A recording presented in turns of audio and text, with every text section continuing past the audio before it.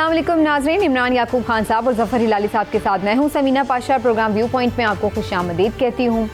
काफ़ी अभी तक जलसों का सिलसिला तो इमरान खान साहब का जारी है और दूसरी जानिब सैलाब मुतासरीन अभी भी ज़ाहिर रेस्क्यू रिलीफ की तरफ देख रहे हैं कि उनकी भी मदद की जाए। हुकूमत इस वक्त दो सैलाबों से नबर्द आज़मा है। एक सैलाब तो पानी की सूरत में जो मुल्क में आया हुआ है और दूसरा सैलाब इमरान खान साहब के जलसों में आता है जो लोगों का होता है। और इस वक्त दोनों ही इस हुकूमत के लिए ऐसा लग रहा है कि दर्द सर बने हुए हैं और ऐसे में ये भी महसूस हो रहा है कि जो हुकूमत की तवज्जो है वो जो असल चैलेंजेस है उनसे भी हट जाती है और उस तरह से शायद वो फ़ाल नहीं है, उस तरह से परफॉर्म नहीं कर पा रही जैसे उसको करना चाहिए। तो क्या वाकई ऐसा है और ऐसी अगर सूरत हाल है तो इससे निमटना कैसे है, इससे निकलना कैसे है, कुछ इस पर भी बात करेंगे और थोड़ी ये भी बात करेंगे। इमरान खान साहब आज फैसलाबाद में थे और वहाँ पर भी उन्होंने एक धुआंधार खिताब किया, काफ़ी इम्पोर्टेंट मैसेजिंग की उन्होंने अपने इस खिताब में। वो क्या थी उस पर भी ख़ास तौर पर बात करेंगे। राना सनाउल्लाह साहब का शहर और राना सनाउल्लाह साहब काफ़ी ज़्यादा इस हुकूमत के एक तगड़े सिपाही हैं जो फ्रंट फुट पर आकर खेलते हैं। वहाँ पर आज उनकी तरफ से जिस तरह से पावर शो किया गया इमरान खान साहब की तरफ से, वो क्या मैसेज है उस पर भी बात करेंगे। और थोड़ा आगे चलकर ये भी बात करेंगे कि पाकिस्तान और इंडिया में जो ट्रेड की फिर से बात हो रही है, अगरचे पहले इस पर इशारा दिया गया कि हो रही है, फिर कहा गया नहीं हो रही है, लेकिन कुछ इस तरह से महसूस होता है कि शायद कोई बैकडोर इस पर कंसिडरेशन जारी है। क्या वाकई ऐसा है और क्या इससे ही पाकिस्तान का हल निकल सकता है? जिस वक्त प्राइस हाइक है आमतौर पर जो सब्जियों के हवाले से भी हम देख रहे हैं उसमें भी ख़ास तौर पर कोई फ़र्क पड़ेगा और लॉन्ग टर्म क्या हल होना चाहिए, इस पर भी बात होगी। आप सबको खुशामदीद कहती हूँ और पहले चलते हैं आज हिलाली साहब की तरफ। हिलाली साहब, आज यहाँ से ही बात शुरू कर लेते हैं। काफ़ी ज़्यादा इमरान खान साहब का जलसे भी चल रहे हैं, प्रेशर है उनके ऊपर, केसेस का भी मामलात है, वो भी चीज़ें हुकूमत देख रही है और सैलाब एक बहुत बड़ा चैलेंज है जो कि इस वक्त उनके सामने खड़ा है, प्लस महंगाई भी है। तो आपको क्या नज़र आ रहा है, हुकूमत का फोकस ठीक है और अगर नहीं ठीक है तो क्या प्रायोरिटीज़ होनी चाहिए? समीना, ये जो खेल हो रहा है इस वक्त पाकिस्तान में, इसको थोड़ा समझिए। ये क्या खेल है? हर रोज पीटीआई एक जलसा कर रही है और हर रोज पीडीएम जो है पीटीआई के खिलाफ दहशतगर्दी, गद्दारी और करप्शन का केसेस दायर कर रहे हैं। तो ये कौन जीत रहा है ये खेल? पीटीआई के वो मैसिव पब्लिक सपोर्ट बढ़ता जा रहा है डे बाय डे, रोज पे, क्या वो जीत रहे हैं? हाँ, एक लिहाज से, मगर उनकी जो पॉपुलैरिटी बढ़ रही है वो क्या सिग्नल करता है? वो सिग्नल ये करता है पीडीएम को कि किसी सूरत में आप जनरल इलेक्शंस को ना माने। अगर आप मान जाएं और वो हो जाएगा जल्दी तो फिर आपको पिटाई होगी, बुरी तरह पिटाई होगी। आपका पॉलिसी क्या होना चाहिए? आपका पॉलिसी ये होना चाहिए कि वक्त खरीदो, आखिरी दिन तक डटे रहो कि इलेक्शन नहीं होना चाहिए जब तक कॉन्स्टिट्यूशनली मैंडेटेड नहीं है। भाड़ में जाए मुल्क और पीडीएम को वक्त मिले लूटने के लिए और इमरान खान को बाय हुक और बाय क्रुक निकालें या अदालतों से निकालें। मगर कोई विनर नहीं है, कोई जीत नहीं सकता है और एक बहुत क्लियर लूजर है। एक जो हार रहे हैं वो आप और मैं हैं, वो मुल्क है। हमें स्टेबिलिटी चाहिए, अमन चाहिए, इत्तेहाद चाहिए, पीस चाहिए और अगर वो ना हो तो इन्वेस्टमेंट्स नहीं आएंगे, अगर इन्वेस्टमेंट्स नहीं आएंगे एक्सपोर्ट्स नहीं ग्रो करेंगे। तो इसका क्या मतलब है? इसका मतलब ये है कि किसी ना किसी को अपना प्राइड को स्वॉलो करें, निकले और मुल्क के खातिर एक ही चीज है जो हो सकता है, इलेक्शंस। जाएं इलेक्शंस पे। मगर ये तो कोई साइन ही नहीं है Samina, there are no science of this, it's terrible. बिल्कुल ठीक। और उसकी एक वजह तो आपने खुद ही बता दी है हिलाली साहब, लेकिन इमरान साहब भी क्या ऐसा ही सोचते हैं इमरान साहब, हिलाली साहब ने आज कुछ बड़ी पॉजिटिव बातें की हैं कि लूज़र तो अल्टीमेटली पाकिस्तान की आवाम ही है ना, जिनका कोई नहीं सोच रहा है और अपनी अपनी इलेक्शन और उसकी जो जीत की सियासत है वो उस सबके लिए मुकद्दम है। लेकिन इस वक्त आपका क्या ख्याल है, बजाय इसके कि बड़े क्राउड को या इमरान खान साहब की मकबूलियत को देखकर ये हुकूमत डर के बैठी रहे, इससे बेहतर ये नहीं कि वो बाहर निकले, आवाम में जाए, परफॉर्म करे, महंगाई कम करे, सैलाब मुतासरीन की मदद करे, तो इससे उनकी भी कुछ दोबारा से वोटर सपोर्टर चार्ज हो, उन्हें भी पता लगे कि कोई हमारे लोग भी मौजूद हैं। बिस्मिल्लाहिर्रहमानिर्रहीम। समीना, बड़ी सीधी सी बात है। देखें, इस बात को छोड़ दें आप कि हुकूमत क्या कर रही है या इमरान खान साहब क्या कर रहे हैं। मुझे तो ये लगता है कि हमारे सियासी रहनुमा, हमारे सियासी लीडर, शायद मैं जब रहनुमा का लफ्ज यूज कर रहा हूँ तो मुझे शायद उस वक्त बड़ी तकलीफ भी हो रही है कि क्या वाकई ये हमारे रहनुमा हैं। ये सब लोग जो हैं ये आउट ऑफ फोकस मुझे नजर आते हैं। इनका फोकस पूरी तरह से ठीक नहीं है। देखें, इमरान खान साहब की अगर बात करें, वो रोजाना एक जलसे पे जलसा कर रहे हैं। मैंने पहले भी एक दिन ये गुजारिश की थी इसी प्रोग्राम में कि इमरान खान साहब, इसमें कोई शक नहीं है कि अवामी तौर पे मकबूलियत जो है वो हासिल किए हुए हैं, लेकिन क्या ये अच्छा हो कि वो भी इस अवाम का जो इस वक्त इस पूरे खेल में लूजर है उसका सोचें और ये ऐलान कर दें कि जनाब, मैं ये जो जलसे पे करोड़ों रुपए खर्च हो रहे हैं जलसों पे, चाहे वो अपनी जेब से नहीं कर रहे, उनके डोनर ही करते होंगे, जैसा कि लाली साहब उस दिन भी कह रहे थे। मान लिया हमने कि डोनर करते, इमरान खान साहब खुद भी करते, तो डोनर्स वाले पैसे ही वो आवाम पे लगाना शुरू कर दें और सैलाब से मुतासर लोगों पे लगा दें।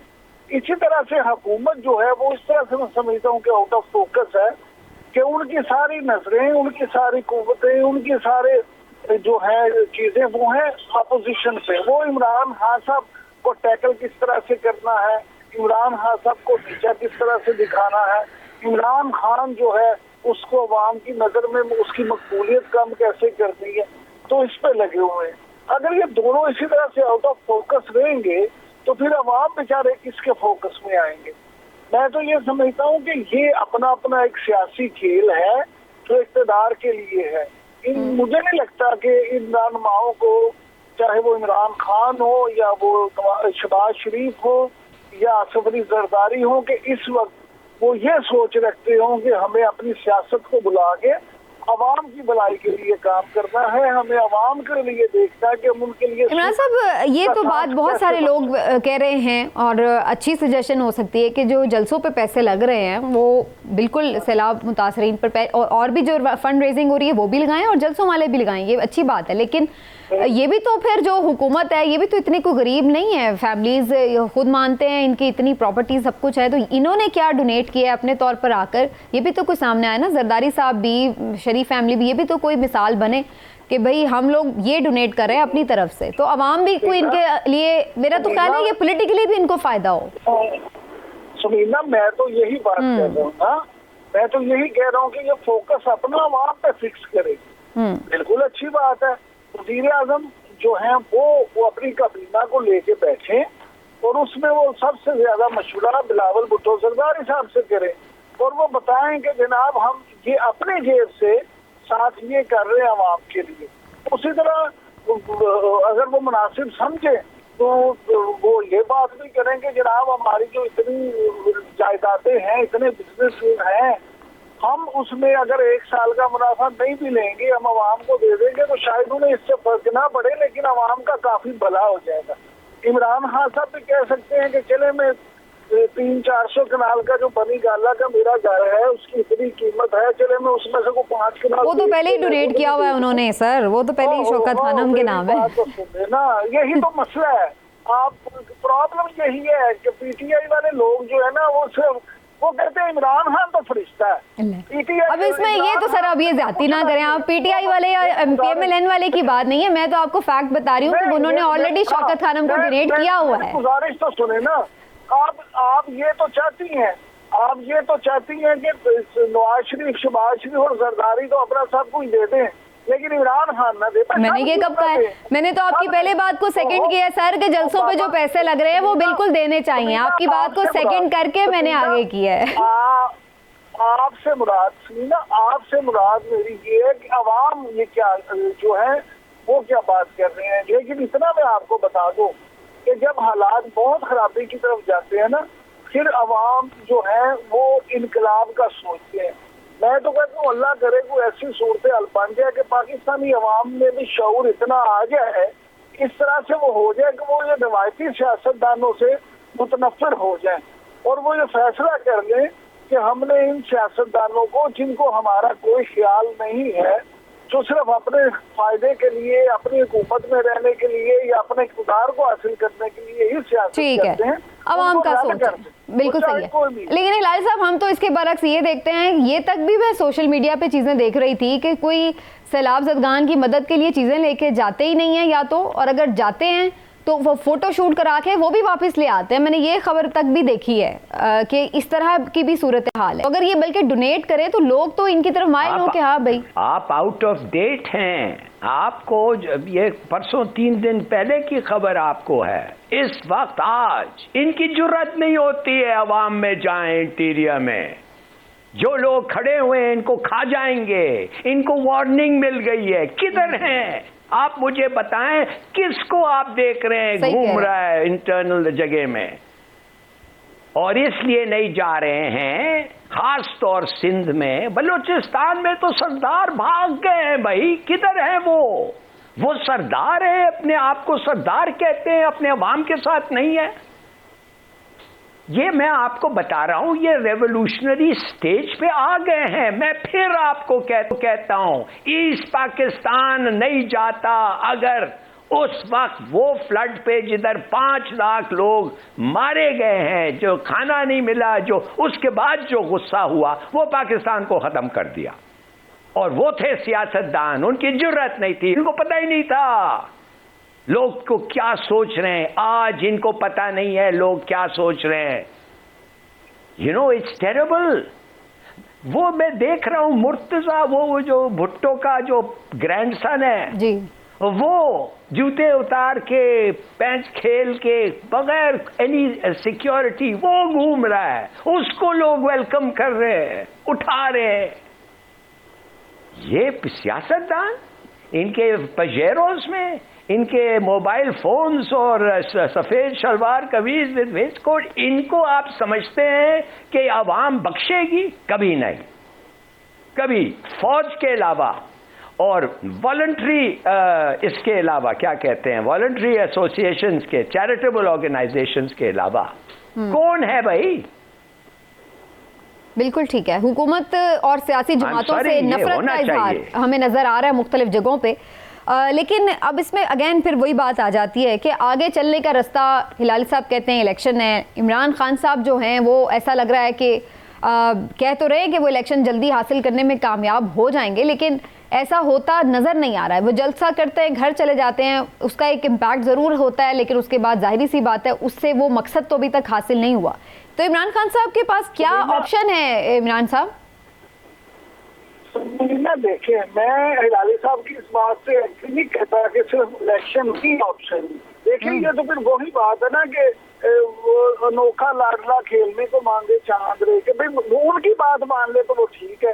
मामला ये है कि मैं कहता हूँ इस वक्त दोनों को, इमरान खान साहब को भी और हुकूमत को भी, होश के नाखून लेने चाहिए और बैठ के आप ये बताएं कि अगर इस मुसीबत को, इस कुदरती आफत को, इस अजाब को मद्देनजर रखते हुए वाकई ही ये मिल बैठ जाए और अवाम के मफाद में ये फैसला कर लें कि चले हम 6 महीने या साल ये काम करते हैं और साल के बाद या 6 महीने के बाद इलेक्शन हो जाएंगे, तो क्या इसमें कोई तूफान आ जाएगा?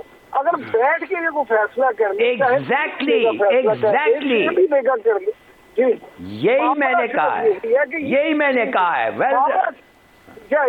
बिल्कुल हिलाली साहब, आपने बिल्कुल ठीक कहा। मैं यकीन करें कि यहाँ अमेरिका में आया हुआ हूँ, मैं आया तो छुट्टियों पे था, लेकिन हिलाली साहब यहाँ पे जो पाकिस्तानी है वो इतने फिक्रमंद है, वो इतने फिक्रमंद है पाकिस्तान के हवाले से, सैलाब को लेके, सारी सूरत हाल के हवाले से। देखिए, वो यहाँ बेचारे काम करते हैं, मेहनत करते हैं, प्रदेश में रह के जरा मुबादला कमाते हैं और पाकिस्तान भिजवाते हैं। उनको शायद उनके दिल में पाकिस्तान का दर्द शायद हमसे ज्यादा होता है, क्योंकि वो दूर, इतने हजारों मील दूर बैठे होते हैं। मुझे जितने पाकिस्तानी मिलते हैं वो एक ही बात पूछते हैं कि पाकिस्तान में क्या होगा, पाकिस्तान का क्या बनेगा, पाकिस्तान कैसे ठीक होगा। क्योंकि जब वो इस मुआशरे में रहते हैं जहाँ कानून की बालादस्ती होती है, जहाँ अवाम के राइट्स का ख्याल रखा जाता है, जहाँ रास्ता देने का हौसला रखा जाता है, वो जब पाकिस्तान के बारे में सोचते हैं तो सूरत उससे बिल्कुल उलट होती है। हमारे जो सियासतदान है हिलाली साहब, मैं आपको ये बात कह रहा हूँ, यकीन करें, दिल से ये बात कर रहा हूँ कि हमारे सियासतदानों ने अगर अपना रवैया अब भी तर्क ना किया, अब भी उन्होंने होश के नाखून ना लिए, तो फिर वो कहते हैं ना तुम्हारी दास्तान तक ना होगी दास्तानों में, फिर जो भी हो आगे वो फिर गेम हाथ से किसी के भी निकल सकती है। बिल्कुल ठीक है। इस वक्त डॉक्टर मोईद पीरजादा साहब भी हमें जुड़ चुके हैं, सीनियर एंकर पर्सन और तज्जियाकार, उनसे भी उनकी राय जानते हैं सियासी हालात के बारे में। बहुत शुक्रिया आपका डॉक्टर साहब, आपने वक्त दिया। और सबसे पहले तो डॉक्टर साहब, हम देख रहे हैं कि इस वक्त जलसे जो हैं वो काफ़ी अच्छा क्राउड लेके इमरान खान साहब कंटिन्यूसली कर रहे हैं, और उनकी स्पीचेस भी ऐसा महसूस हो रहा है कि थोड़ी एग्रेसिव होती जा रही हैं, मैसेजिंग बड़ी क्लियर अब वो करना शुरू हो गए हैं और बार बार वार्निंग्स भी दे रहे हैं। तो आपको क्या नजर आ रहा है, उनकी स्ट्रेटेजी आगे क्या जा रही है, क्या वो सोच रहे हैं, उनका प्लान क्या है? देखिए, वो जिसको आप एग्रेशन कह रही हैं वो तो एक पॉलिटिकल कम्युनिकेशन है। वो नाम नहीं लेते हैं, जुबानी तरीके से बात करते हैं, लेकिन बात इस तरह से करते हैं कि मीडिया को, आवाम को समझ आ रही है कि किसकी बात कर रहे हैं। तो कभी वो पीछे हट जाते हैं, कभी वो प्रेशर बढ़ाते हैं, इससे पॉलिटिकल कम्युनिकेशन कहते हैं। यही एक आर्ट होती है। वो करते करते उन्होंने ये किया है कि जहां उन्होंने पैगाम पहुंचाना था वहां पैगाम पहुंचा भी दिया है, प्रेशर डाल भी बहुत दिया है। जब वो समझते हैं कि रिएक्शन करेगी दूसरी साइड तो पीछे हट जाते हैं कुछ दिनों के लिए। तो ये पैटर्न उनका एक मसलसल चल रहा है और इसमें वो बड़े कामयाब हैं। और इस वक्त की जो मुल्क की माशी सूरत हाल है और जो चैलेंजेस हैं, अब जैसे फ्लड है, ये फ्लड से मजीद उनको मदद मिलेगी, क्योंकि जाहिर है कि अभी फ्लड का हम फिजिकल इम्पैक्ट देख रहे हैं। इसके बाद जो इसमें से मायूसी निकलनी है, जो बदहाली निकलनी है, जब लोगों की रिपैट्रिएशन ठीक तरह से नहीं हो सकेगी, जाहिर है कि इमरान खान साहब उस सियासी सूरत हाल पर भी बिल्ड कर सकेंगे। उनकी सियासत बड़ी कामयाब जा रही है इस वक्त। लेकिन डॉक्टर साहब, उनकी सियासत जी, चलिए आप कर लीजिए। डॉक्टर साहब, मैंने 4 साल पहले आपके साथ 2 खबरें शेयर की थी, आपको याद है ना? फिर आपने उसकी तस्दीक भी की, ऐसा ही हुआ जैसा हमने आपस में डिस्कस किया था। आप क्योंकि माशाल्लाह अंदर की खबर भी रखते हैं, आपके ताल्लुकात भी हैं, आप क्या समझते हैं कि नवंबर में जिस नई तैनाती का जिक्र किया जाता है उसके बाद हालात कुछ बेहतरी की तरफ जाएंगे? इमरान साहब, डेलिकेट क्वेश्चन है। अभी तो ये ठीक तरह से पता नहीं है कि नई तैनाती होती है या प्रेजेंट लीडरशिप ही कंटिन्यू करती है, क्योंकि इस्लामाबाद के सियासी हलकों में दोनों किस्म की बात हो रही है कि प्रेजेंट लीडरशिप कंटिन्यू भी कर सकती है और फिर ये कि प्रेजेंट लीडरशिप की मर्जी की एक लीडरशिप जो है वो कर सकती है और कंटिन्यू कर सकती है। अगर लीडरशिप प्रेजेंट कंटिन्यू करेगी तो जो मुश्किल लगता है, इसलिए कि बहुत ज़्यादा कमिटमेंट की गई है इंटरनली और एक्सटर्नली, ये कहा गया है कि नहीं ऐसा नहीं होगा और एक नई लीडरशिप जो है वो नवंबर में टेक ओवर कर लेगी लास्ट वीक में और उसका अक्टूबर में ऐलान भी हो जाएगा। अगर एक नई लीडरशिप आती है तो फिर जो इस वक्त की टेंशन है उसमें तो डेफिनेटली कमी आ जाएगी, जो इस वक्त की टेंशन। सही। लेकिन डॉक्टर साहब जी, इमरान साहब देखिए, बात से मैं एक कमेंट करना चाहता हूँ। मैं ये कहना चाहता हूँ कि इमरान खान साहब जो हैं वो बिल्कुल उनका कामयाब है इस वक्त। उन्होंने यूनाइट किया नेशंस और उन्होंने अपना सपोर्ट बढ़ाया है, बिल्कुल नो डाउट अबाउट इट। मगर अब नैरो पॉलिटिकल एडवांटेज को छोड़ के मुल्क का भी सोचना चाहिए उनको। और ये कहना कि मुझे फॉरेन इलेक्शन करो दो, यस मैं भी वो सपोर्ट करता हूं, मगर अगर वो नहीं हो सकता है तो इसके माने नहीं कि मुल्क भी बाढ़ में जाए। अगर वो नहीं हो सकता है तो अगर 6 महीने के अंदर अंदर एग्रीमेंट हो सकता है कि 6 महीने बाद हम करेंगे, ले लो भाई, कर लो और छोड़ो सियासत को और जाओ सैलाब में और लोगों के साथ वो रिन्यू करें आपकी रिलेशनशिप। जो अगर पॉलिटिक्स चलना है इस मुल्क में, इट हैज टू हैपन। अगर वो नहीं होगा तो ईस्ट पाकिस्तान होगा, वो होना ही है। सिंध में डिसअफेक्शन, डिसोल्यूशनमेंट इज अनबिलीवेबल। हिलाली साहब बिल्कुल आप ठीक कह रहे हैं, मैं 100% आज इस बात से आपकी एग्री हूँ कि आपको सिर्फ फौरी तौर पे ये छोड़ देना चाहिए कि आपका जाती मुफाद क्या है, किसी को भी, इमरान खान को भी, शहबाज शरीफ को भी, आसिफ अली जरदारी को भी, और मुल्क का सोचना चाहिए। ये मुल्क बचेगा ठीक, लेकिन इमरान खान साहब तो इस वक्त ये समझते हैं ना कि इस गवर्नमेंट का रहना इस मुल्क के लिए मजीद नुकसानदेह है, तो उनकी अपनी एक जाहिर है उसके ऊपर सोच है और उसको समीना वो तो जो समझते रहे, लेकिन कुछ बात अवाम भी तो समझते हैं ना। बिल्कुल सही है, और वो भी अवाम की समझ ले। बिल्कुल सही। लेकिन डॉक्टर साहब आपके अंदाजे के मुताबिक जिस तरह से चीज़ें हो रही हैं और जैसे फ्लड्स भी हैं, सारी चीज़ें, आपको क्या नज़र आ रहा है कि क्या इस साल के आखिर तक इलेक्शन हो जाएंगे, या फिर इसी तरह जो 6 मंथ्स की बात हो रही है, ये खबर आ रही है कि 6 मंथ्स तक की कमिटमेंट पर सबको अग्री किया जाएगा, तो इसकी तरफ आपको मामला ज़्यादा जाते नज़र आ रहा है? यहाँ पे दो किस्म के पहलू हैं। हुकूमत ने कुछ अपने बयानिए और प्रोपेगेंडे को इस तरह से मीडिया को बेचा है कि लोग ये भूल ही गए हैं कि हुकूमत ने अगस्त में 25 सितंबर को 9 हलकों के ऊपर इलेक्शन करने का फैसला कर रखा है, और हुकूमत के कैंडिडेट्स वहां पर अपनी कैंपेन भी कर रहे हैं, और ये एक सेलेक्टिव रेजिग्नेशन एक्सेप्टेंस थी, जहां उन हलकों का सिलेक्शन की पीडीएम की जमातों ने, खास करके पीएमएलएन ने, जहां उनका ये ख्याल था कि पीटीआई के कैंडिडेट्स की सबकत जो थी 2018 में नैरो थी और वो आसानी से जीत जाएंगे, और उसका मकसद ये था कि शहबाज शरीफ साहब की असेंबली में जो पोजीशन है, जहां वो 1-1.5 वोट के ऊपर इस वक्त उनकी हुकूमत कायम है, उसे बेहतर किया जा सके और इमरान खान के पॉपुलर बयानिए को तोड़ा जा सके। जब उन्होंने ऐसा किया तो पहले पीटीआई ने उसको अदालतों में चैलेंज करने की कोशिश की कि आप सेलेक्टिव रेजिग्नेशन नहीं कर सकते। जब उनको लगा कि अदालतें और ईसीपी उनकी बात नहीं मान रहे, तो इमरान खान ने उसको काउंटर ये किया कि उन्होंने कहा कि मैं खुद खड़ा हो जाऊंगा 9 के 9 हलकों में। फिर उनको उन हलकों से रोकने की भी कोशिशें की गई, हर हलकों से। जब उसमें भी कामयाबी नहीं हुई तो हुकूमत ने नया बयानिया शुरू कर दिया, जिसमें लोग ये भूल ही गए हैं कि वो 25 सितंबर को इलेक्शन हो रहे हैं और इमरान खान जो जलसे कर रहे हैं वो पॉलिटिकल मोबिलाइजेशन कर रहे हैं हुकूमत की उस मूव के खिलाफ। अब हुकूमत ने चूंकि हुकूमत को कंट्रोल है टेलीविजन चैनल्स पे, और 2 टेलीविजन चैनल्स की पिटाई करके हुकूमत ने बात साबित कर दी है कि जो टेलीविजन चैनल कॉन्ट्ररी ओपिनियन देगा उसका तहस पटास हो जाएगा। इसलिए टेलीविजन चैनल की बात ही नहीं कर रहा कि 25 सितंबर को बाई इलेक्शन होने हैं, जो हुकूमत की स्ट्रेटेजी के लिए बड़े क्रूशल हैं, और इमरान खान उस स्ट्रेटेजी को काउंटर करने के लिए ये जलसे कर रहे हैं। यहाँ पर दिखाया ऐसे जा रहा है कि इमरान खान जलसे कर रहे हैं, उनको चाहिए कि फ्लड में आके बोरियां बांटें, और वो बड़े संगल हैं, बड़े बेहस हैं। ये टेलीविजन चैनल्स की सरासर इंटेलेक्चुअल डिसऑनेस्टी और मुनाफिकत है कि वो इस चीज के ऊपर आ ही नहीं रहे कि 25 सितंबर को यहाँ बाई इलेक्शन होने। अगर हुकूमत को इतनी दिलचस्पी थी पाकिस्तान के लोगों से फ्लड से, तो बाई इलेक्शन को कैंसिल कर देते। ना ईसीपी ने बाई इलेक्शन कैंसिल किए, ना हुकूमत ने बाई इलेक्शन कैंसिल किए, लेकिन प्रोपेगेंडा ये कर रहे हैं कि इमरान खान जलसे क्यों करते हैं और आवाम की मदद क्यों नहीं करते। आवाम से सबसे ज्यादा पैसे तो उन्होंने रेज किए हैं, जाके बैंक में पता करें, प्राइम मिनिस्टर के फंड में धेला किसी ने नहीं दिया। मां सवाए सरकारी इदारों के किसी पाकिस्तानी शहरी ने प्राइम मिनिस्टर शहबाज शरीफ के फंड में अपने जाती पैसे ही नहीं डाले। बैंकों में जाके पूछे मैनेजर से, वो आपको बताएंगे। ठीक है, चलिए डॉक्टर साहब, thank you so much for your time. इस ओपिनियन से मैं थोड़ा सा डिफर करता हूं। मैं समझता हूं कि इमरान खान की अभी इतनी स्टैंडिंग हो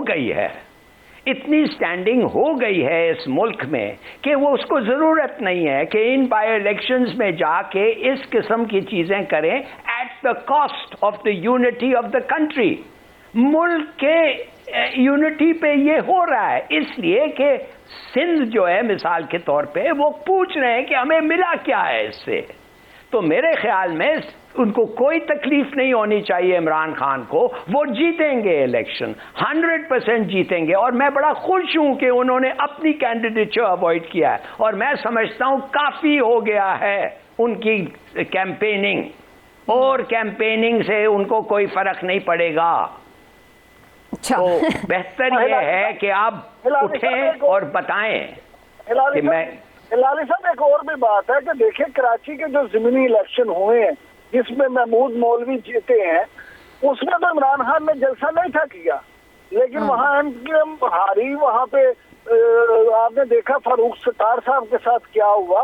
तो अगर उस इलेक्शन ने तो ये साबित किया कि इमरान खान के जलसे के बगैर भी जिन्होंने इमरान खान को वोट देने हैं वो वोट दे रहे हैं। तो उसी तरह आपने जो बात की है कि अगर इमरान खान ने जीतना है इलेक्शन तो वो जलसे किए बगैर भी जीत सकता है। मैं डॉक्टर साहब की अगर बात को हम अगर देखें तो मान लेते हैं, बात फर्ज कर लेते हैं कि बकौल डॉक्टर साहब हुकूमत को चले अवाम का दर्द नहीं है, तो इमरान खान साहब तो वो दर्द शो कर लें। हमारा तो अलमिया ये है कि दोनों ही दर्द शो नहीं कर रहे, ना हुकूमत दर्द शो कर रही है, ना अवाम दर्द शो कर, वो सॉरी, ना इमरान खान दर्द ठीक शो कर है, रहे हैं। चलें जी, कोई भी दर्द नहीं शो कर रहा। वक्त हमें यही नज़र आ रहा है कि जो सिचुएशन है वो काफ़ी ज़्यादा गंभीर है, ख़ासतौर पर सैलाब मुतासरीन के लिए।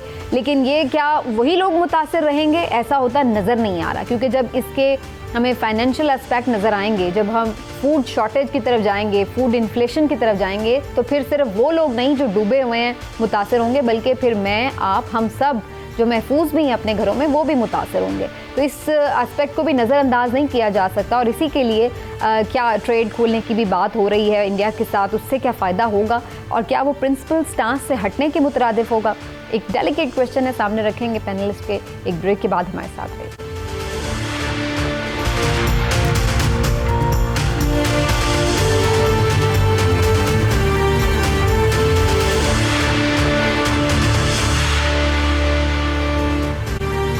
दो अहम खबरें हैं नाजरीन, एक तो ये कि पाकिस्तान की इंडिया के साथ तिजारत की बात हो रही है, और दूसरी एक अहम खबर ये भी है कि TTP ने पाकिस्तान के साथ सीज़ फायर ख़त्म करने का ऐलान किया है, जिससे ये ख़दशा उभर रहा है कि खुदा न खास्ता मुल्क में क्या फिर से दहशत गर्दी की कोई नई लहर उठ सकती है।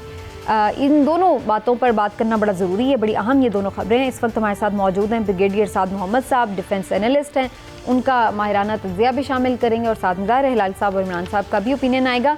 ब्रिगेडियर साहब, आपको मैं खुशामदीद कहती हूँ शो में, thank you so much for your time. और सबसे पहले सर, ये जो बात हो रही है कि पाकिस्तान को इंडिया के साथ ट्रेड ओपन कर देनी चाहिए और कहीं पे शायद अंडर डिस्कशन भी है, तो आप समझते हैं कि जो 2019 में पाकिस्तान ने ये सब रिलेशंस कट ऑफ किए थे, जो इंडिया ने किया था अगस्त का एक यकतरफा फैसला, तो उसके बाद आप लगता है कि ये प्रिंसिपल स्टांस से हटने की मुतरादिफ होगा?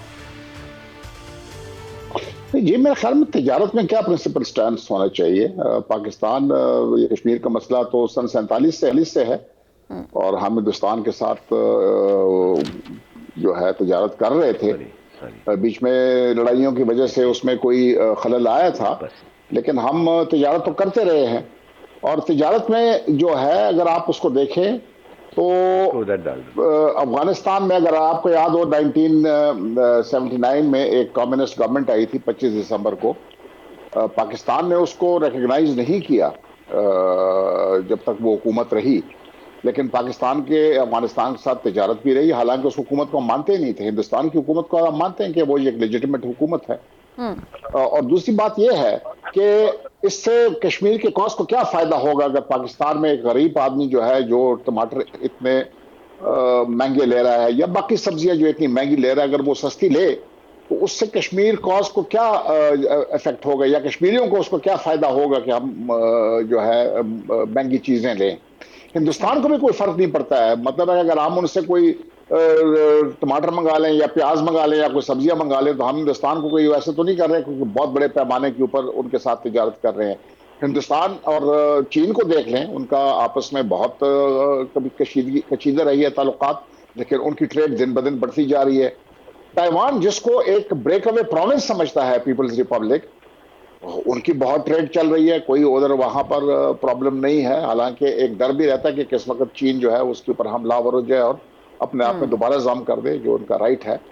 तो मेरे ख्याल में हिंदुस्तान के साथ तिजारत करने में कोई मुज़ायका नहीं है, और इसमें अब पाकिस्तान का जो स्टैंड है कश्मीर के ऊपर, जो प्रिंसिपल स्टैंड है और जायज स्टैंड है, उसको कोई फर्क नहीं पड़ेगा। हिलाल साहब, आपका क्या मानना है? क्योंकि इस पर जब ये सारे रिलेशंस ख़त्म किए गए थे तो बड़ा ज़्यादा एक एग्रेसिव मैसेज गया था कि जब तक आप अपना ये इकदाम वापस नहीं लेते 5 अगस्त वाला, तब तक हम आपके साथ नहीं ये मामलात बहाल कर सकते। तो अब आपको लगता है कि वाकई इतनी सीरियस सिचुएशन है फूड इन्फ्लेशन और फूड शॉर्टेज के हवाले से कि अब इस तरफ हमें ये कड़वा घूंट हमें बेशक लगे, लेकिन हमें पीना पड़े? बिल्कुल नहीं, बिल्कुल ऐसी कोई सिचुएशन नहीं है, कोई नहीं मर रहा है। चीजें अगर महंगी हो जाएं थोड़ी सी, आप अपने प्रिंसिपल्स के लिए महंगा चीज नहीं बर्दाश्त कर सकते। आपको कॉम्प्रोमाइज करना है प्रिंसिपल्स पे। आप मुसलमानों और कश्मीरियों के कातिल को जाके ट्रेड करना है उनसे, जब आपने कहा है आप नहीं करेंगे। और बिल्कुल सही कहा था, जो भी एक्सपेंस हो दो, अपने प्रिंसिपल्स को मत कॉम्प्रोमाइज करो, स्टैंड अप फॉर देम। क्या आलू और प्याज के लिए आप उनको कह रहे हैं कि हम आलू और प्याज से ब्लैकमेल होते हैं? अफगानिस्तान, ईरान और तुर्की से आप नहीं ले सकते? थोड़ा अगर और भी देना हो, दो सब्सिडीज लो लोगों से, लोग देने के लिए तैयार होंगे, मगर अपने प्रिंसिपल्स में मत कॉम्प्रोमाइज करें। ये कमाल के लोग हैं यार, कमाल है इनको। मोदी के तरह आदमी कातिल मुसलमानों का, कश्मीरियों का, और आप समझते हैं कि अगर नॉर्मल हो जाए चीजें पाकिस्तान और इंडिया के साथ, इसलिए कि बाय द वे ताइवान के खिलाफ चाइना ने अब सैंक्शंस डाला हुआ है और अमेरिका ने भी चीन के खिलाफ सैंक्शंस डाले हुए हैं। ये सब कहना है कि एवरीथिंग इज हंकी डोरी और नॉर्मल। हाँ, ट्रेड होता है, मगर जब प्रिंसिपल्स कॉम्प्रोमाइज होते हैं और जब आप स्टैंड लेते हैं, फॉर गॉड सेक, आप खड़े होके कहे हैं इस आदमी, इस कातिल, इस मर्डरर, इस आदमी जो कश्मीर को रद्द और यूनाइटेड नेशंस रेजोल्यूशन को खत्म किया है, आप उससे जाके टमाटर और प्याज लेना चाहते हैं? For God sake. लेकिन हिलाली साहब, फिर इस पे तो काउंटर क्वेश्चन ये होता है ना कि आपने इतनी देर से वो बंद भी अगर किए रखा तो उन्हें क्या फर्क पड़ा है? ना तो वो अपने 5 अगस्त के इकदाम को वापस लेने के लिए तैयार है, ना किसी फ्लेक्सिबिलिटी को शो करने के लिए तैयार हैं, तो उससे उन्हें फर्क भी तो नहीं पड़ा। नहीं पड़ा, बड़ी अच्छा वो खुश भी हो। मैं कहता हूं उनको प्रॉफिट भी हो। तुम उनको क्यों देख रहे हो भाई? आप उनके तरफ क्यों देख रहे हैं? आप अपना देखें। योर प्रिंसिपल्स, आपके पास नहीं है प्रिंसिपल्स, स्टैंडर्ड्स। ठीक है, क्या बात कर रहे हैं इमरान साहब, आपका क्या कमेंट है इसके ऊपर? समझते हैं कि एक मिनट के लिए जी इमरान साहब, ये कि हिलाली साहब का जो है ना जज्बातीपन, वो अपनी जगह बिल्कुल ठीक है।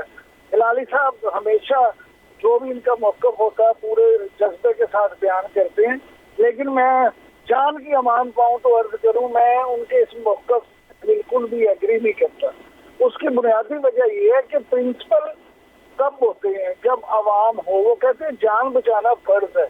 अवाम बचेगी तो प्रिंसिपल भी बच जाएंगे। अवाम ही भूख से मर जाए तो फिर कैसे प्रिंसिपल? और क्या बातें। गुजारिश सिर्फ इतनी है कि आप अभी दुबई से प्याज मंगवा रहे हैं, आपको पता है कि वो प्याज है कहाँ का? वो असल में इंडियन प्याज ही है जो पहले इंडिया से दुबई जाएगा और दुबई से यहाँ आएगा। यानी एक तो आपको उसकी कॉस्ट कितनी ज्यादा पड़ेगी, दूसरे उसमें वक्त कितना लगेगा।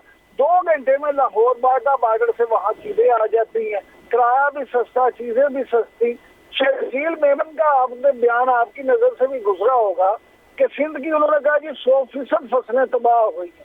इसका मतलब ये है कि सिर्फ प्याज और टमाटर का मसला नहीं है, आगे आपको अल्लाह ना करे गंदम की शॉर्टेज का मसला होगा, चावल नहीं मिलेंगे, इस तरह की चीजें नहीं मिलेंगी। तो फिर क्या सब्सिडी? बड़ी अच्छी बात है, आपके पास वसाइल हो तो फिर हिलाली साहब की बात से मैं 100% एग्री करूं। अगर वसाइल हो तो यहाँ सब्सिडी, IMF आपकी गर्दन पे अंगूठा रखे हुए कि खबरदार किसी की चीज में सब्सिडी देने का नाम भी लिया तो हम छोड़ेंगे नहीं। आपका पैसे कर्जे देने के लिए है, नहीं तो आप सब्सिडी देंगे कहाँ से? बाकी रहेगी अवाम की बात। बिल्कुल पाकिस्तानी अवाम हर मुश्किल में लोगों के साथ पूरी तरह से ताउन करने को तैयार होते हैं और पाकिस्तान दुनिया की one of the best nation है जो चैरिटी करती है। लेकिन क्या सिर्फ इस चैरिटी से लोगों का पेट बढ़ा था जा सकता है? तो फिर मैं कहूँगा नहीं, ये खासा मुश्किल काम है। लिहाजा मेरी नजर में ये इसमें कोई ऐसा मुज़ायका नहीं है। आप अपने प्रिंसिपल जो हैं उन पे कायम रहे, उन पे बिल्कुल कश्मीरियों के साथ हम 100% हैं। 1947 से हमारा 1948 से जब से इशू है हम उनके साथ हैं। इंशाल्लाह रहते दम तक, जब तक उनका मसला हल नहीं होता हम उनके साथ रहेंगे। लेकिन यही पैसे बचा के हम उनकी भी मदद कर सकते हैं। अगर हम, वो कहते हैं गंजी धोएगी क्या आग निचोड़ेगी क्या, अगर हमने अपने अवाम के पास ही उनको कुछ देने के लिए ना हुआ तो हम कश्मीरियों की क्या मदद करेंगे? तो आपको लगता है कि प्रैक्टिकल अप्रोच अपनानी चाहिए? हिलाली साहब का मानना है कि प्रैक्टिकल अप्रोच यही है कि मैं फौरन इंडिया के साथ तजारत जो है वो खोल लेनी चाहिए। ये एक बात तो कमाल है कि आपका 70 साल 75 साल का स्टांस आप आलू और प्याज के लिए, उसके पैसे कम करने के लिए, कौन कहता है लोग मर जाएंगे अगर आलू और प्याज थोड़े महंगे आए? बताए तो सही, कौन कहता है? ये समझते हैं हम लोग आलू और प्याज पे ही जी सकते हैं, हर प्रिंसिपल अपना कॉम्प्रोमाइज कर दो, तो फिर इंडिया को कहो कि पार्टीशन तो बड़ी गलत चीज थी, इंडिया को कहो हम मान जाते हैं कश्मीर, पता क्या बड़े पैसे बच जाएंगे, उतने पैसे बचेंगे आपको हम देंगे आपको खुश करने के लिए। यार इस दिस एन आपने एक स्टांस लिया है, आपने एक स्टांस लिया है मुल्क के सपोर्ट के साथ, और अब आप कह रहे हैं कि वो स्टांस गलत था, दे दो आलू प्याज के लिए। शारक पाकिस्तान का खत्म हुआ है, कॉम्प्रोमाइज हो गया, everything that you said you would stand for वो खत्म, और ये मूडी खत्म कर रहा है और आप कह रहे हैं हम उसके साथ हैं। खुदा के लिए तो अनडू पार्टीशन, ये सब बहुत पैसे बच जाएंगे, आपको नहीं पता। चलिए ठीक है लाली साहब, चलिए मुझे जरा ब्रिगेडियर साहब हमारे साथ वापस मौजूद हैं, मैं जरा उनसे टीटीपी पे जरूर लेना चाह रही हूँ कमेंट। जी ब्रिगेडियर साहब, हम गेटेड कम्युनिटीज में रहते हैं, हमारे 1000 किलो भी हो जाए तो हम खरीद सकते हैं। ये उस आदमी से पूछे जो शाम पे जिसके पास रोटी नहीं है, ये उनको दिखाए वो जो बच्चा जिसका वो है जो खाली देगची में अपना हाथ मार रहा, मर नहीं रहा, वो मर नहीं रहा। आप हमारा ज़मीर मर गया है कि जब हम उसको देखते हैं वो खाली देगची में वो 3 साल की बच्ची या 2.5 साल की बच्ची हाथ मार रही है और अपने मुंह में डाल रही है। ये गलत की बातें जो है ना ये बाद में करे, पहले लोगों का पेट भरे। उसको क्या कश्मीर की पड़ी हुई है? आप उससे पूछते उस बच्ची से कि कश्मीर क्या है और गलत की बात क्या हो रही है, और मोदी कौन है और नवाज शरीफ कौन है और इमरान खान कौन है। उनको अपने पेट की पड़ी हुई, शाम को रोटी नहीं है, लोगों के भैंसों के पास चारा नहीं है, और हम बात कर रहे हैं कि जी ये कर देंगे और मोदी को वो कर देंगे। अपने लोगों को बचाएं। ये जरा निकले ना बाहर आए, मैं आप लोग अपने रूरल एरियाज में ले जाता हूँ, जिधर अभी फ्लड आए थे, लोग भूख से मर रहे हैं, लोग एक दूसरे के ऊपर हमले कर रहे हैं खाना खाने के लिए। क्यों नहीं मर रहे लोग? कौन कहता है लोग नहीं मर रहे हैं?